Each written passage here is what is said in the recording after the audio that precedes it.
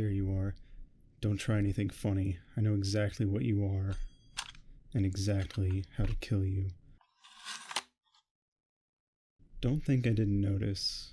The blackout curtains, never leaving your house during the day, only ever parking your car in the garage, never having anyone over, and I've never once seen you come home with groceries. There have even been an increase in disappearances of both people and pets since you moved in. It all adds up to one thing. You're a vampire. Up. Don't try to deny it. The proof is in the pudding, as they say. And if you're trying to think up some way to escape, don't even bother. I've booby-trapped every door and window, not to mention covering them in garlic, salt, and holy water. I even hung a cross on every door. That's right, just sit there and stay quiet. I'm the one who's doing the talking here. I know all about vampires, you see. Ever since I was a little boy, I've had a certain fascination with the strange and the occult. Ghosts, zombies, werewolves, mummies, witches, curses, goblins, and most of all, vampires. Immortal bloodsuckers, roaming the city streets at night, spiriting away the unsuspecting and ill-prepared, supping the blood of the innocent to maintain their everlasting beauty and immense power, sleeping the days away, blending in with the hustle and bustle under the moon. I've always been jealous. Always hoped that I would be the lucky one to find myself face to face with one of the many magnificent lords of shadow. They would see something in me, a fire, a burning passion, a lust for the glory of undeath. They would take me in under their wing. I would begin as nothing more than a thrall, a pawn to do their bidding, but with time my power would grow, as would their respect for me. I would begin to exhibit traits only seen once in every 1,000, a true prodigy among an already powerful and magnificent race. But that day never came.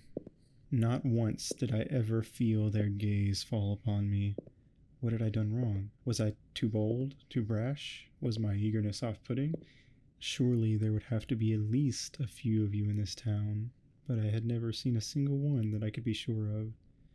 That is, until you moved in. I could tell from the get-go.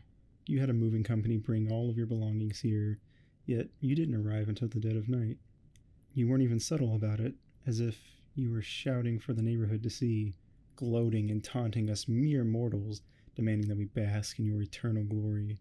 I just knew that it was only a matter of time before you would take notice of me, before you would realize that it was fate that had brought you here. It was fate that brought you to me. So I waited, and I waited. I would lie awake at night, restless, my heart fluttering at every sound, until I would finally succumb to my exhaustion. The lack of sleep began to weigh on my day-to-day life.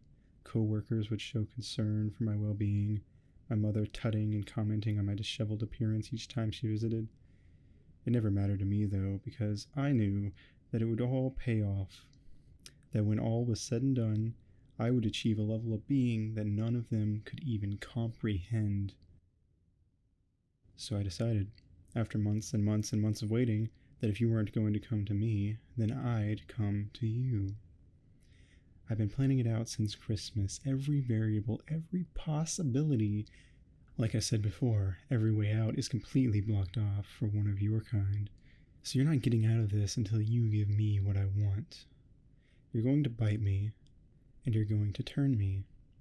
And if you keep sitting there playing dumb, I'll just have to put a stake through your heart and find someone more willing. So, what's it gonna be? Glad to see you.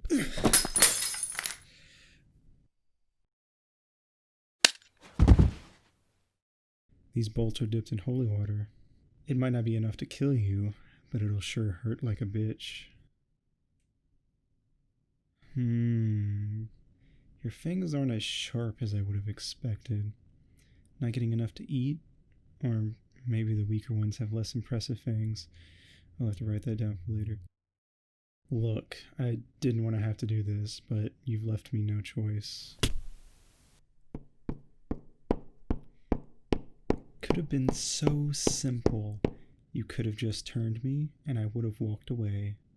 Hell, maybe we could have even been partners. I'm a real clever guy. Got those natural predatory instincts. Oh well, guess I'll find someone else.